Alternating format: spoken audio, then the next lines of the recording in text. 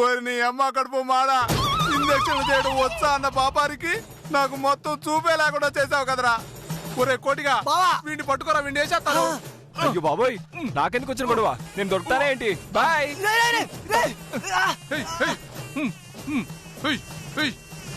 బావా ఆడు పారిపోయాడు బావా, ఇప్పుడు ఎలాగా? పారిపోయాడా? ఇంకేం చేస్తాంరా, ఒప్పుకున్న పెళ్లికి వాయించక తప్పదని లోపలికి వెళ్ళి ఏదో ఒకటి వాయించుకుందాం పదా. అబ్బా ఏంటి బావా, ఏటైంది? ఒరే ఎదురుగా అంతా నాకు మసగా కనిపిస్తుందిరా, ఏమీ కనపట్టలేదురా. బావోయ్, అయితే నువ్వు F3లో వెంకటేష్ లాగా రేస్ ఎగటోడు అయిపోయాను మాట.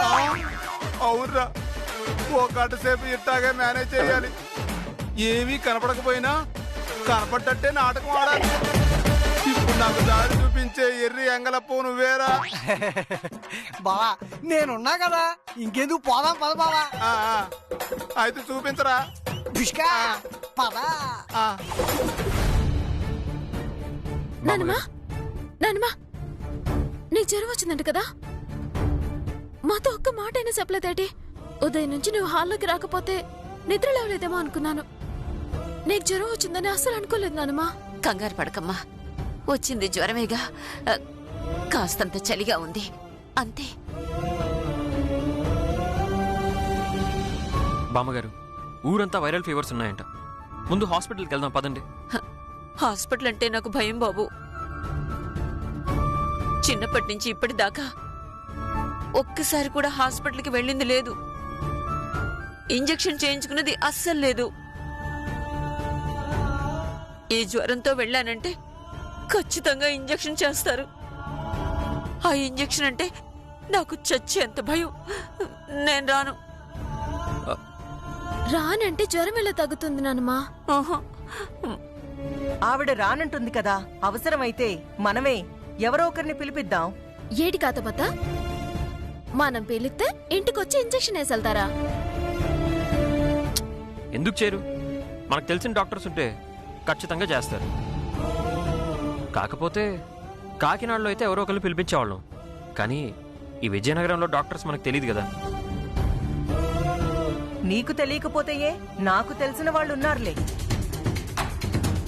నీకు తెలిసిన వాళ్ళు ఇక్కడ ఉన్నారా కాంతమత? మా అక్కంటే ఏటనుకున్నావు? కాబోయే మేయరు. ఆవిడ తెలుసుకుందనుకో, ఒక్క డాక్టర్ ఏంటి 100 డాక్టర్లు తెచ్చి నిలబెట్టగలదు. అక్క, నీకు తెలిసిన డాక్టర్కి ఫోన్ చేయక్క.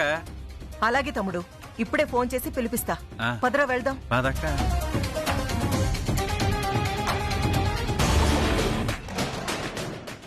ఫోన్ ఇవ్వరా.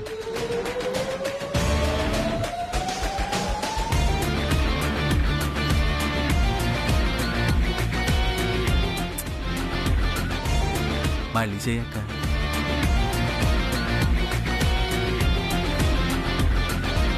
అక్క, మన నీలాంబరం వస్తుంది. వస్తే రానీరా. మనం ఎవరికి ఫోన్ చేస్తున్నామో దానికెలా తెలుసు? అమ్మా F3 చూసావా? చూశాను. అందులో వెంకటేష్ బాబు మన ఇంటికి వస్తున్నాడు. ఏంటి, F3 వెంకటేష్ బాబు మన ఇంటికి వస్తున్నారా? అవునమ్మా, అందులో వెంకటేష్ బాబుకి కళ్ళు కనిపించవు కదా, సేమ్ ఈ వెంకటేష్ బాబు కూడా కళ్ళు కనిపించవు. నువ్వేం మాట్లాడుతున్నావో నీకైనా అర్థం అవుతుందా? నేనేం మాట్లాడుతున్నానో ఇంకాసేపట్లో నీకే అంతా అర్థమవుతుందిలే.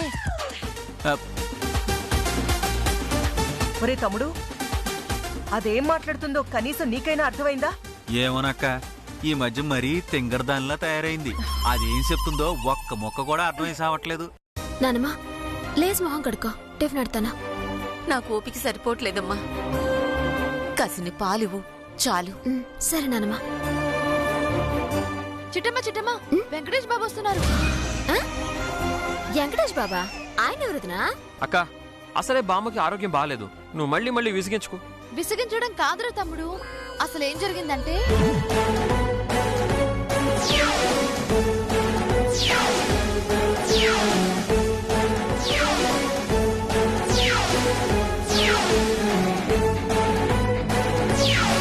అదిరా జరిగింది. ఓహో, అందుకేనా మా కాంతమత్త ఫోన్ చేసి డాక్టర్ని పిలిపిస్తానందే. సరే సరే కాని వచ్చిన వాళ్ళకి పట్టితో సహా పొట్టిచ్చేస్తానుగా బావా. వరుణ్ తెజ్ బాబు నువ్వు రెడీయా? నేను రెడీ మెహరీ. ఇంకెందుకు ఆలస్యం, ఆట మొదలెడదామా? పద.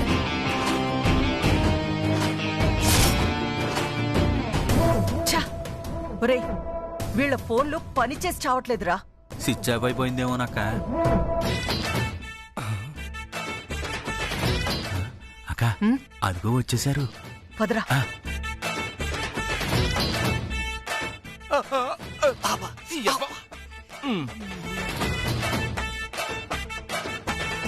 ఒరే కోటిగా, నాకైతే ఏటి కనిపించట్లేదురా, అంతా చీకటిగా ఉందిరా. బావా మందు బాగానే పనిచేస్తున్నట్టుంది బావా. ఇదిగో నా సేయి గట్టి పట్టుకో. అబ్బా అలాగేరా, ఈ రోజు అంతా నీ మీదే ఆధారపడాలి, కాస్త జాగ్రత్తగా మేనేజ్ చేయరా. అలాగే బావా. బా, పద.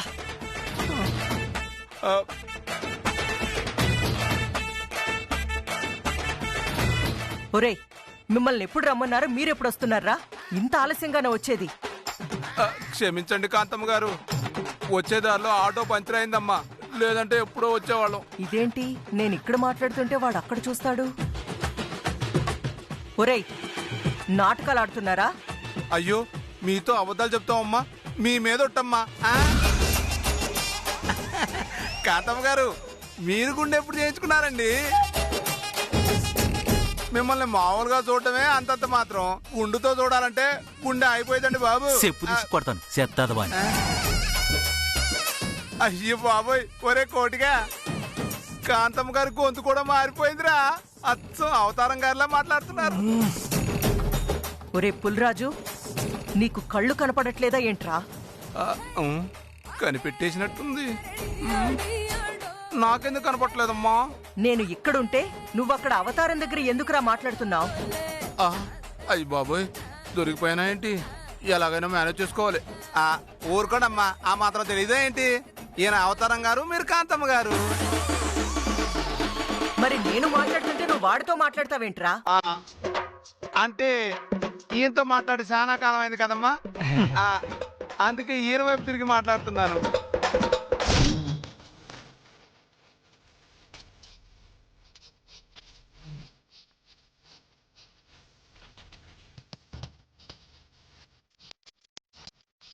ఒరే, చిట్టమ్మ రవిచంద్ర వస్తున్నారు, మాస్కులు పెట్టుకోండి. పెట్టుకోండి.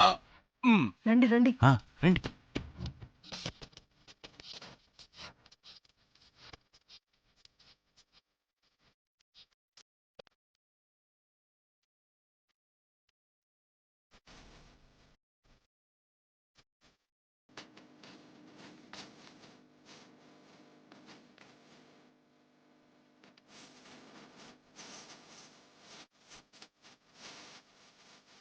ఓహో, కాంపౌండర్ వేసాలేసి మొహానికి మాస్క్ వేసుకొని వచ్చారనమాట.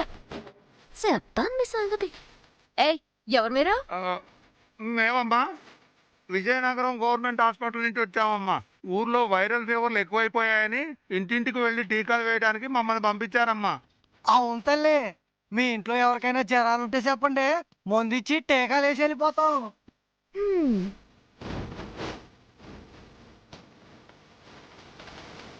జరుమావయ్య, మా ఇంట్లో ఎవరికి జ్వరం రాలేదు.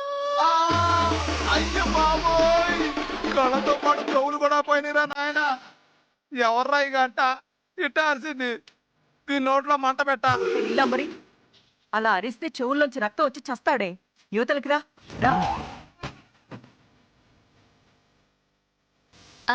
మా నాన్నమ్మకి జ్వరం వచ్చింది, లోపలికి వచ్చి టీకాలేసి మందులిచ్చి పోండి. అలాగేనమ్మా. ఒరే కోటి,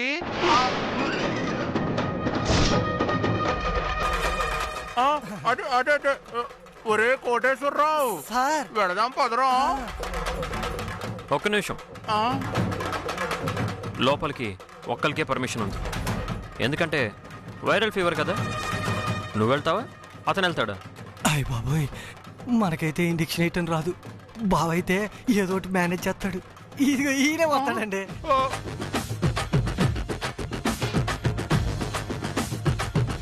ఒరే కోటిక, అసలే కనపట్టలేదు. హోటల్లో పోయి ఎటన్నా వెళ్ళిపోతామేమో రా. ఒకళ్ళకి ఇంజక్షన్ పోయి ఇంకొకరికి చేస్తామేమో రా. నాకు భయంగా ఉందిరా. ఏటి మీలో మీరే మాట్లాడుకున్నారు? అసలు మీకు ఇంజెక్షన్స్ వేయడం వచ్చా రాదా? అమ్మా ఆ మాట మాత్రం అనకు. ఇలాంటి వాటే బయట వాడాను. ఆ తరువాత